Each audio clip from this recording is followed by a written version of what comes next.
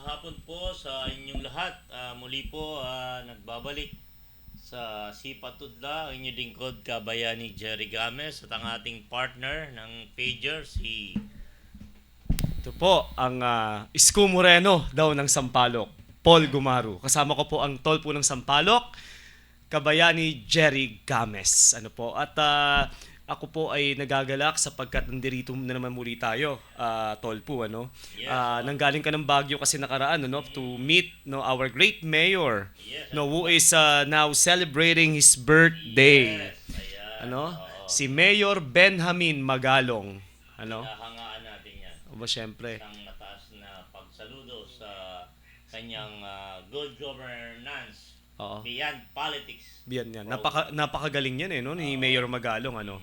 So, kabayani, no, since na in the interest of time, ano, papasok na tayo rito sa ating topic, ano, Yes. ang tungkol Mainit na sa mainit. mainit, no. Mainit pa sa kapeng ininom natin kanina, ano. At mainit pa sa kape, no, sa Kape Alnardo. Hoy, si Jerry Crotop nanonood, oh. Kagawad Jerry Crotop, ano. Ganda lalaki ha. Tuloy No? yung ano ko challenge sa'yo ha.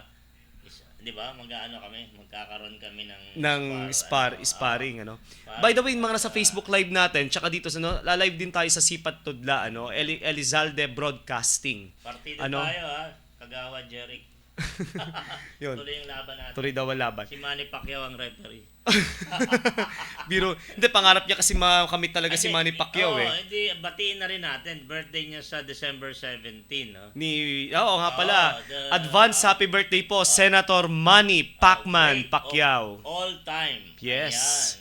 Ayan. Pound for pound. Yes, King, no?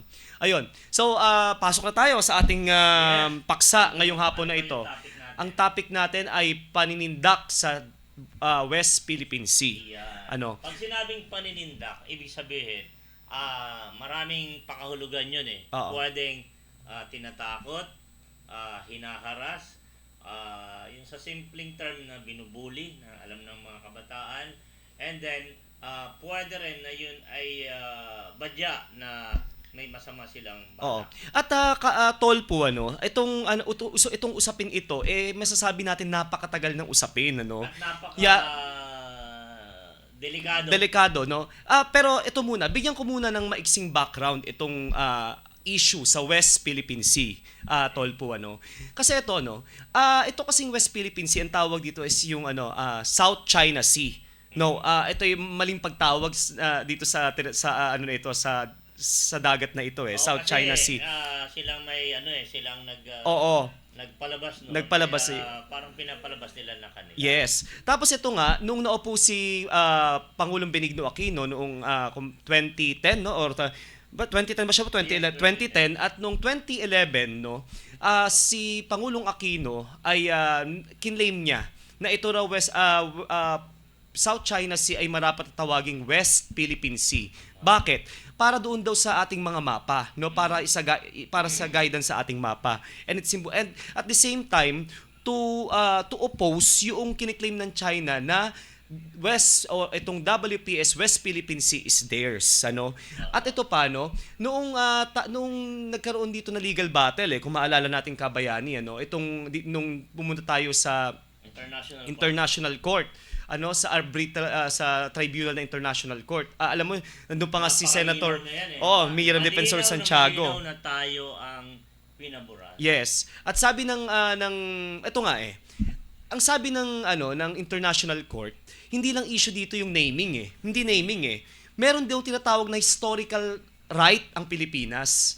May historical right daw tayo rito. Actually, yung naming, hindi na nga, the International Court, kung bababasa natin yung kaso yung decision ng International Court, ano, hindi na yung naming They did not even delve into naming. But ang nag-focus sila doon sa historical title, kung kanino ba talaga ang Pilipinas. Ano? At sinasabi, malinaw, no, na ang Pilipinas daw, historically, no, ay sa atin. At pangalawa, ito si President Aquino ay nagpalabas ng Administrative Order 29. Sabi rin sa Administrative Order 29 Section 1, no, ang sinasabi doon na mali na ang Pilipinas, no, yung ating West Philippine Sea, yung ano natin, yung within 200 nautical miles, no. Sa atin 'yon, ano. Pwede tayong mangisda doon. Pwede mangisda. Pwede tayong magligo doon. Oo. Anything na yung normal na ginagawa natin sa ating sakop na dagat, pwede nating gawin. Yes. Nang walang kailangan pahintulot ng sino man. But sad to say, China did not even recognize it. No? Hindi nila ni-recognize yung desisyon ng International Court, no? Dahil sila hindi nila ni-recognize 'yan eh. Yes, But tama ka doon. even ito kabayani, even China, Russia, yung mga 'yan, ito, focus na tayo sa China. Ang China is a permanent member of International Court. Permanent member sila diyan eh. But ang irony dito, they did not even recognize, no, that particular decision of the International Court. Ano yung nakakatawa? So, ano pa, ito nga yung 9 dash line. 'Di ba may kasi nung araw kasi nung 1946, yung merong U shape diyan eh sa mapa natin. Sabi ng Taiwan, 11 dash line daw 'yan. Tapos sabi ni Mao Zedong, no? Pronounce Mao Zedong. Sabi niya, bawasan natin, gawin na natin 9 dash line, no? Kaya yung pag sinabi nating, yan ang ibig sabihin ng yung 9 dash line na yan dun sa mapa. Atin yun. So, ngayon, maaring dahil tayo nagbawas ng dalawa at nasa kanila yung dalawa, kaya siguro iniisip nila yung 11 na yun ay magkakadikit at kanila yon. So yun yung kanilang possible na i-claim, no, which is since sabi mo nga na base sa kasaysayan, sa history, talagang atin yon. That's yes, why atin talaga. Marami sa ating mga kababayan ang nangingisda doon. Mm-hmm. At even before pa, siguro bata pa ako, may mga naririnig na ako tayo na mga parang hinaharas o hindi kumbaga tinitreat nila yung mga mangingisdang Pilipino. Na which is karapatan natin yun dahil doon tayo kumukuha ng sabihin yung mga laman dagat. Tsaka Tolpo, yung natin kasi kumbaga 'di ba yung West Philippine Sea na yan, it composes of yung Kalayaan Island, no? At saka yung Bajo de Masinloc o yung Scarborough Shoal, no? Sa Zambales. Yes, malapit. Oo. Ito, sige. Pag-usapan na natin yung naging issue natin dito, no. Yung bobomba ng tubig nito, no, ng mga militar ng Chino, no, dito sa ating West Philippine Sea. Pag-usapan natin ito. So, 'di ba binomba yung ating at bakit tubig sa tingin mo? Matanong kita, kung gusto talaga nila ng away o giyera, di bakit tubig ang ginamit? Personal mo lang opinion. At tingin ko, it's not an act of war. As far as I'm concerned, the recent attack or incident, no, by these Chinese people, no, hindi ito an act of war, but cat and mouse game ito, no, to advance their interest, no. Kumbaga binubuli nila tayo malinaw na may ginagawa Nakikita mo yung pala sa hugis sa laki ng barko, malaki na yung barko nila. Okay, sabihin, talagang sila, kumbaga well funded, and then nga lamang masyado nila tayong dinidikdik sa bagay na parang halimbawa sa'yo yung lupain na yan, tapos ikaw yung nagtanim, parang gusto pang ipagbawal na ikaw magtanim doon ng kapitbahay mo, di ba? Ano yung feeling mo? Yeah, na medyo talagang kumbaga parang ganito to 'di ba sa awayan sa lupa. Sinabi na ng korte sa na meron na kumbaga sa mga ejectment cases sa tinatawag sa batas, ejectment case. Naglabas na ang korte ng desisyon. Ginagrant na sa'yo talaga yung yung property na to. Pagkatapos di mo pa rin ma-recognize, di ba? Syempre gagawa ka ng mga legal remedy, no? Kaya na minsan ang tao kasi kung minsan sa sobrang out of desperation na rin siguro, minsan may mga naninindak na. Pero in this case in the case of Philippines and China, in the case of Philippines and China, Tolpo, tayo ang nanalo Tayo ang nanalo dun sa desisyon. So Okay. bakit itong mga Chinong ito, hindi Matigas nila ang matigas ang ulo, notwithstanding, Pero mabait they are naman. members of the permanent member of International Court. Pero masingit ko lang, Oo. Major Paul, okay? Kasi nga, mabait pa rin. Anong bakit? Bakit? Tubig lang eh. Di ba? Oo. Kaya nga, it's a cat and mouse game, kabayani. Pero ito Pwedeng provocation.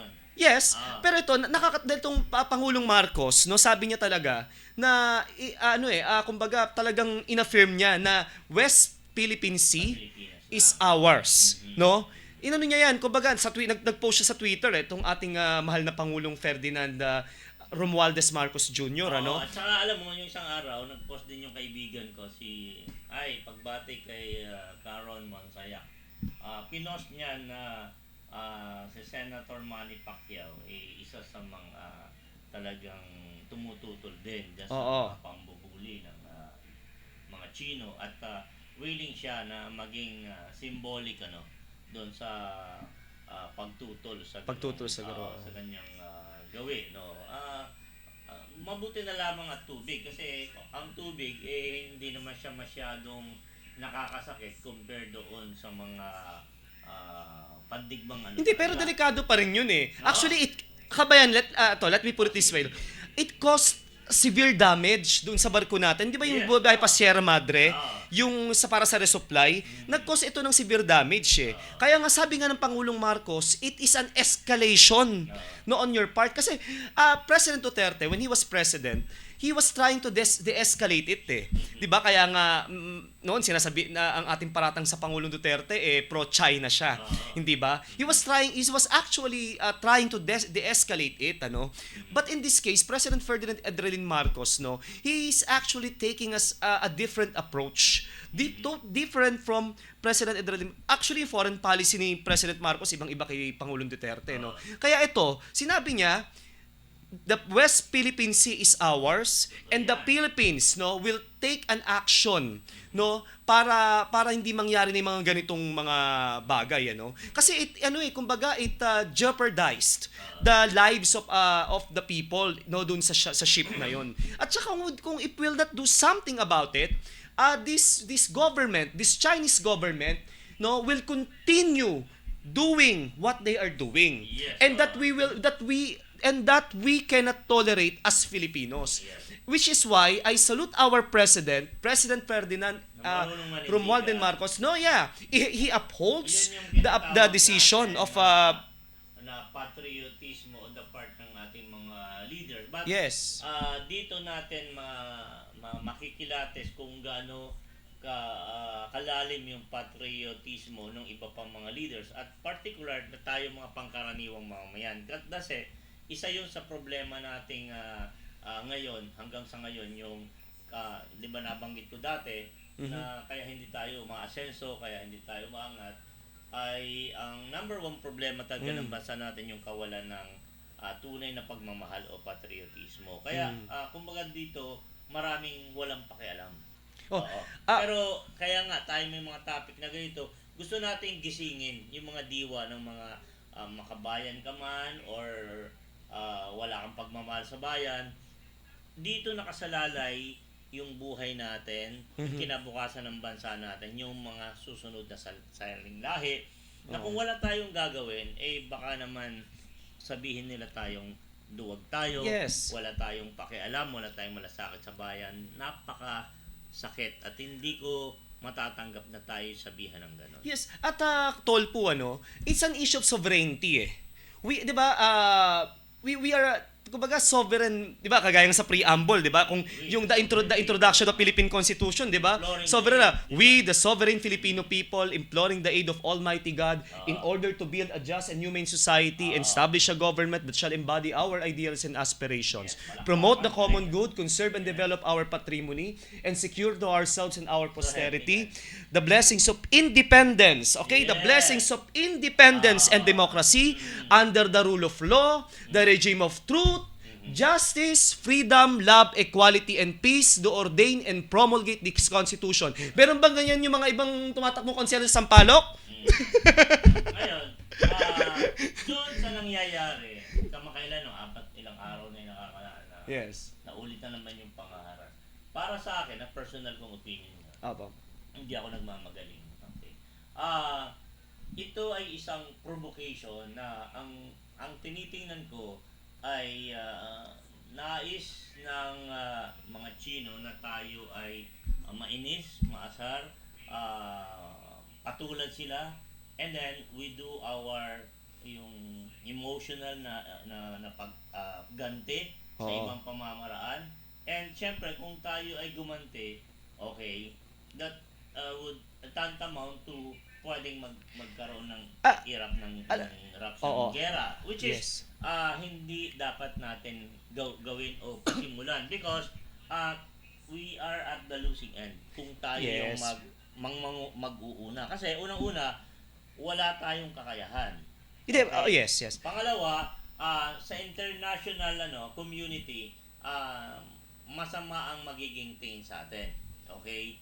So, tama lang yung hakbang natin na kumbaga ikaw yung inaatake, i-depend mo yung sarili mo. But sabi nga, maging ano ka rin, maging wag mong hayaan na ikaw ay masyadong magipit because hindi rin naman mainam yun because pwede ka nilang abusuhin. Yes, at kabayani, kung yung sinasabi mong ang international, we will put ourselves in in a bad light, Yeah. no, kapag tayo nakapagyera sa kanila, but it depends upon the situation.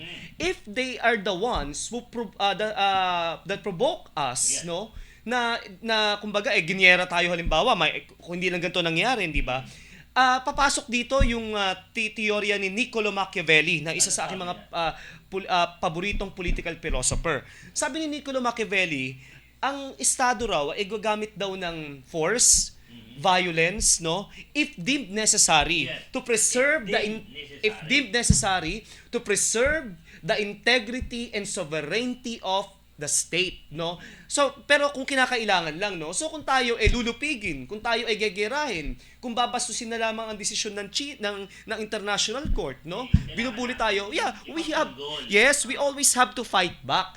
And dito papasok yung kinakailangan natin ng decisive leader who will always stand for our sovereignty, who will always stand for our for the state. News nung nakaraang linggo. Ewan ko kung sino nag-isip nun. Sabi ba naman yun daw mga loose firearm can be used to defend our country when the time comes na magkaroon talaga tayo ng matinding sabihin alitan o Yes. giyera, pero hindi naman siguro kailangan yung mga armas na yon. Yes, oo. Naalala ko nung digma tayo sa mga Espanyol, di ba? Yes. Maraming gumamit sa atin ay tabak. Oh, yeah. Pa nga sa pelikula ko na lang naabutan yun yung mga kawayan na tinutulisan, no? Mhm. And then yun yung ginagawang sibat or pana ng ating mga native, no? Lalo na yun nasa mga kabundukan. Which is isang bagay yun na talagang tayo, bagamat tayo ay kapos, kulang sa mga gamit pandigma, laging mapamara ng Pilipino. Yes, totoo yan. At kabayani, may mga nagko-comment pala. Basahin natin yung mga komento rito sa aking... sir, meron po ba tayong mga komento rito sa ating broadcast at dito rin sa Facebook? Oy, kagawad Jerry Crotap, mukhang namimiss ka na eh. Pinapanood ko si Tolpo, may sasabihin ako mamaya. Basta tuloy yung laban natin. May sasabihin daw sa'yo mamaya. Basta tuloy yung laban natin. Ato, yung tito niya, si Sierra Oyamat. Hi po. Ay, tito, kamusta po kayo? Pumayag na ba sa challenge? Oo. Basta daw yung sinasabi niya raw sa'yo eh. Alam mo na raw yun eh. Meron daw. Sa partida. Partida. Sino ba bibigyan ng partida? Bibigyan mo siyang partida o ikaw magbibigyan?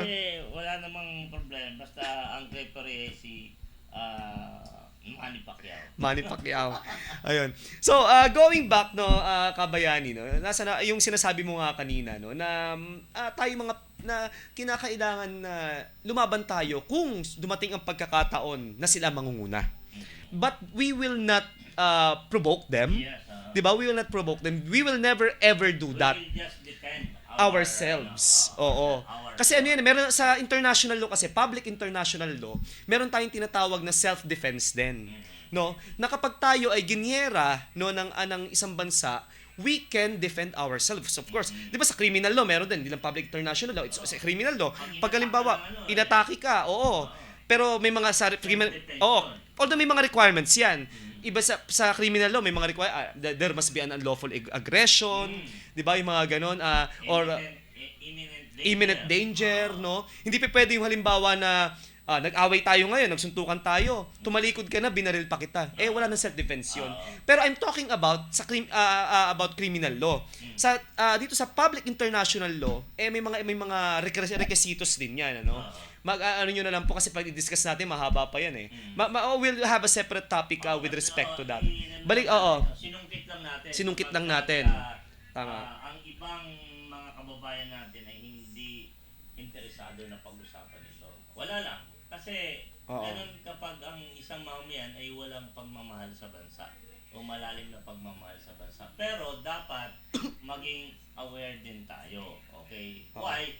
Kung dumating yung panahon at kinailangan yung serbisyo natin, ako kahit isang kamay ko, padudugtungan ko ito. Yung kalawit. Hindi, siguro kabayani, ano, eto nga nung, di ba ako radio broadcaster dun sa ibang istasyon, ano, ang lagi nating pinag-uusapan ay yung mga bagay na malalapit sa masa. No? Pero itong topic na ito, bagamat masabi natin ito yung hindi tipong pinag-uusapan masyado ng masa kasi masyado ang masa focus tayo sa bigas, sa pagtaas sa presyo ng bilihin, kakainin, at saka yung mga trending sa social media. Kasi even yung mga middle class, yung mga mahihirap o mayayaman, interesado sila diyan pagka sa trending 'yan. Pero kasi pag itong West Philippines yung pinag-usapan, medyo 'di ba? Medyo tayo ano ba yung pakialam namin diyan, 'di ba? Oo. Yan alam mo yan ang problema. Ito like for instance, itong yung nangyari sa atin na COVID-19. Noong una, hindi natin pinapansin yan hanggang sa naapektuhan na tayo, hindi ba? So ito, hindi natin pinapansin ito, hindi natin binabantayan itong mga giyera ito, halimbawa, yung giyera iba tayo ng konti. Sa Ukraine, yung giyera sa Israel, yung giyera between Hamas and Israel. No, nakita niyo, bigla. May nangyari ng bombahan sa Mindanao, hindi ba? Parang parang sunog. Hindi natin alam, kaya dapat... Nagpapasabi bang magnanakaw? Diba? Parang thief in the night. Like, Nanakawan kita, hindi. walang notification, no? Maraming politiko ganyan, no? Hindi, bago tayo, lumayo, kasi baka makalimutan ko, tatlo sa ating mga malalapit na kaibigan ay pumanaw na, pinapahatid ko ng Team Kabayani at ang pager ang marugdog na pakikiramay sa pamilya ni Jack. Jack. May-ari ng Jack's Burger na ating supporter, ano? And then, also yung isang dinalaw natin kahapon, dating chairman at ating taga-suporta din, si Chairman Ferdy Peña. Chairman Ferdy Peña.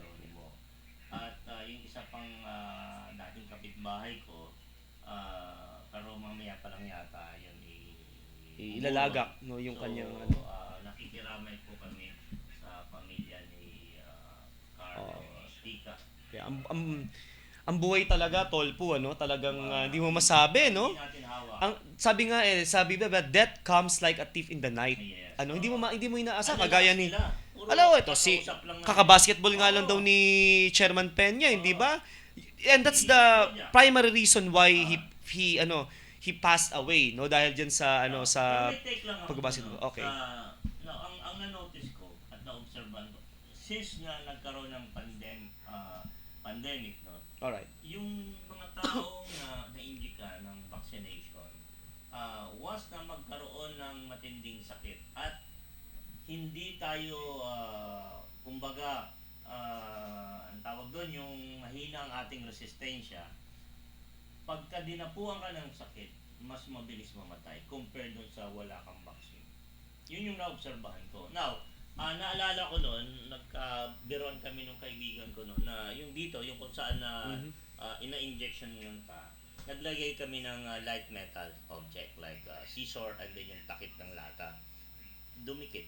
Sabihin, may metal sa ating So, parang ang sa akin, ang sa pagtaha ko doon is meron itong purpose talaga na magbawas. Although hindi tayo nag-aakusa, pero para sa aking pakiwari, At naobserbahan ko sa maraming lugar na napupuntahan ko, mas marami nang namamatay na kapag nagkasakit hindi na humahaba yung yung pag-stay sa mga ospital, or nauuwi pa ng bahay, talagang binabawian na ng buhay. Oh. Pero kabayani ay yung iyong obserbasyon Yes, may okay naman personal, personal personal opinion mo naman yan, no. Mhm. Pero syempre iba pa rin yung sinasabi ng siyensya, no, at iba pa rin ang sinasabi kumbaga conjectures lang ito sinasabi ka ng mga abogado, conjectures, no, Oo. mere Pero, speculations. Maiinam na rin yung nag-iingat. Oo, tama Kaya naman. pinapaalalahanan ko po na tayong mga mamamayan, Oo. malakas ka man o hindi, dapat laging tayo ay palalakasin natin yung immune natin, yung resistensya, yung tamang tulog, Yes. yung asbisyo, yung tamang pagkain, yung mga prutas, yung mga bagay na dapat ehersisyo, i-maintain ho natin laging malakas yung ating katawan. Why? Kapag weak ang ating body, yung ating Immune system. or anti-body defense, okay. Pag meron dumating na sakit, maagap tayong maitutumba. Yun lang ho ang namin paalala. So, 4 na minuto na lamang, kasamang Paul, Roger, at baka may gusto kang Ito batiin. si Ate Gian Rotafule, kapatid ni Kagawad Jeric. May raffle po ba? Yung raffle po natin sa December 30 po ito. magkakaroon Pero may tayo ng motorcade, oo. motorcade. Pero ito Kasama nga, natin si Jose Rizal. kasi Rizal Day yun no. Pero ito nga, Tol po, meron ako in-announce kanina na magkakaroon tayong pera o bayong di ba? Ano pala, Sa testing pala, hindi pa testing tayo. pa natin yun. Ite-testing Pwede natin naman yun. next year yun Oo. Kumbaga ano yun pwede siya next year o this year. Pag-uusapan muna ng team, Meron pang ibang, Marami pa kasi kami mga ibang programa meron na pang kapila. mga bumabati. Oo. Sino pa ba ito? Si Kagawad Jeric Rotap, si Shera. Yung fans mo, si Kagawad Cora. Oo, si Kagawad Cora. By the way, umorder pala yun ng leche flan, Wow. Siya nga pala, sa mga taga Sampaloc, meron po tayong binibenta.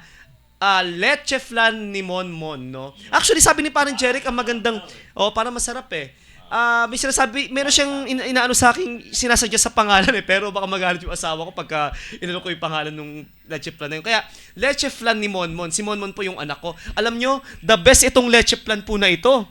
Ito yung pangalan, no? Okay. Okay. So, dun po sa mga nakasama pala natin kahapon, gusto ko lang pong ipahabol pagbati ng congratulations doon sa mga nag-champion sa magbola. Magdroga. Magbola, sorry. Magbola, wag magdroga. Congratulations po sa mga iba-ibang group na nanalo at sa mga kumi po ng ating mahal na JTV. Congratulations sa matagumpay na pagtatapos ng ika-29 na session ng magbola, wag magdroga. And salamat po sa mainit na pagtanggap sa mga chairman, kagawad, at mga kabataan na nandun. Saludo kami sa inyo. Pakikibahagi. At Tol po, gusto ko lang batiin pala ng aking may bahay na si Amiel at syempre ang aking anak, nandito ngayon si Monmon at si Kagawad Melvin. Yes, Ah, okay. ah, Batiin mo na rin si nasa Mindoro na si Daniel. si Daniel at syempre si Boss Boyet Games, Yes po. At tsaka nga pala, may isang announcement lang, ang Cafe Alnardo pala located at Dapitan Corner, Quinto Street ay naghahanap pala ng 2 part-time barista. Yeah. Preferably male, no? Dapat ang requirements, customer-centric, flexible and passionate at work, at least 1 year fast food chain experience with pleasing personality. Pwede tayo. Kagawad! Hindi, ako, marketing manager Pero mukhang kakailanganin ako dito sa pagiging barista With pleasing personality. Imagine that. Pasok na pasok. Kakaliwain ko yan. Ayun, Tol po, wala na tayong oras, palagi natin tatandaan mga minamahal naming kababayan, lalo dito sa Sampaloc. Pasalamat naman tayo Oo. kay Tita Mel. Tita Mel, opo, Elizalde, kay Sir, sa sa pagbibigay ng panahon. At saka kay Ma'am Samantha, yung Executive Assistant ni Mayor Magalong. Ma'am Samantha, Gusto nating magandang sana hapon po sa ma-interview inyo. si, Mayor Magalong. or kaya pumunpot sa mga susunod Na panahon. I-coordinate lang natin. Maraming pong salamat sa inyong Opo. pagtanggap sa amin dyan sa Baguio City. Opo. At kabayani, wala na tayong oras, no? Okay, Pero ito, paalam na tayo. Nga pala, ito po si Paul Gumaru, ang Isko Moreno ng Sampaloc, Maynila. Dapat nakasalamin ka. Oo nga bininaw ko eh. Ito po yung lingkod nagli- ni Kabayani Jerry Games alias Boy Tulfo daw. Po. Pakatandaan po natin, mahirap man po ang pagdadala ng buhay, napakaraming pagsubok. Palagi po nating iisipin na nandiyan po ang ating pamilya, mga kaibigan, At ang Panginoon at Diyos. higit sa lahat, ang Panginoon Diyos upang gabayan tayo at palakasin tayo. Okay. Maraming salamat po. Magandang hapon sa inyo lahat.